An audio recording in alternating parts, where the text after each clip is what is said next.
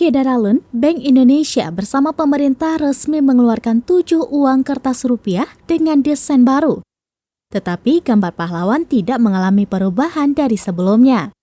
Bahkan tidak ada gambar wajah Presiden Joko Widodo sebagaimana isu yang beredar sebelumnya di media sosial TikTok akun @ins4nt4k_ punya pada Juli 2022.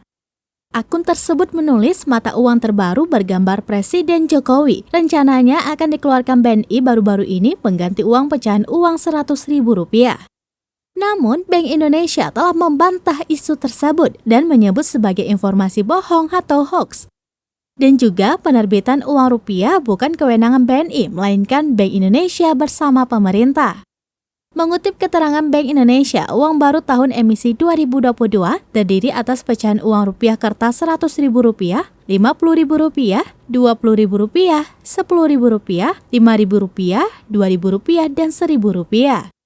7 uang kertas baru tersebut tetap mempertahankan gambar utama pahlawan nasional pada bagian depan, serta tema kebudayaan Indonesia seperti gambar tarian, pemandangan alam, dan flora pada bagian belakang sebagaimana uang tahun emisi 2016. Terdapat 3 aspek inovasi penguatan uang tahun emisi 2022, yaitu desain warna yang lebih tajam, unsur pengamanan yang lebih andal, dan ketahanan bahan uang yang lebih baik. Inovasi dimaksudkan agar uang rupiah semakin mudah untuk dikenali ciri keasliannya, nyaman dan aman untuk digunakan, serta lebih sulit untuk dipalsukan sehingga uang rupiah semakin berkualitas dan terpercaya serta menjadi kebanggaan bersama sebagai simbol kedaulatan negara kesatuan Republik Indonesia. Pengeluaran dan pengedaran uang tahun emisi 2022 merupakan salah satu pelaksanaan amanat Undang-Undang Mata Uang sebagai bagian dan dengan tetap menerapkan tata kelola yang baik sesuai undang-undang.